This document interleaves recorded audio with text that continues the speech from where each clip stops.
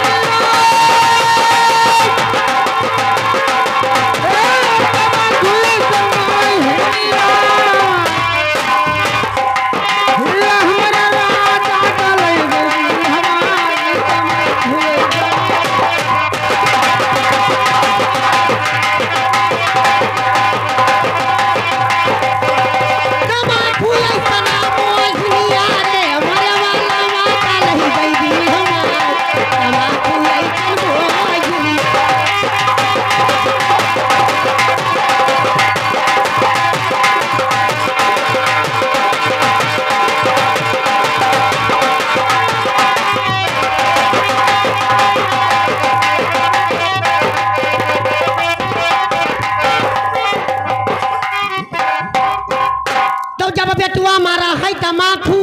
और लंबा मारियो पीछ अरे कहना जब बेटुआ मारा है तमाकू लंबा मारियो पीछ बर्दन तोरे अरे बेटुआ का तमाकू खत्म होई गमा अच्छा अरे मांगे नगरिया में भी तमाकू ऐसन मोहिनिया अरे हमारे राजा गले गईल हमारी तमाकू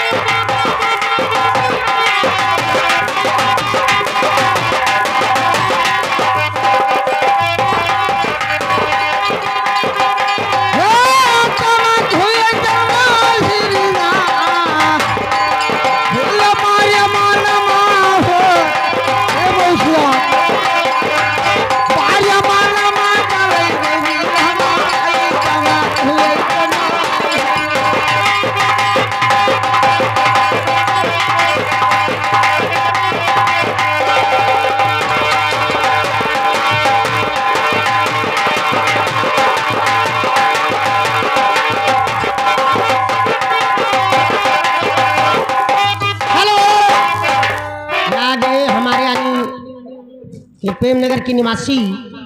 ये विजय प्रताप यादव बाबू की तरफ से उसी बच्चे के उपलक्ष्य में यानी 10 मुद्रा पुरस्कार आया है अमर प्रताप। और उनकी कहना है, उनकी गीत की बोल है, क्या है मेम साहब? परदेश से गए हम लोग की सनवाना है। अरे घर पे जनमाना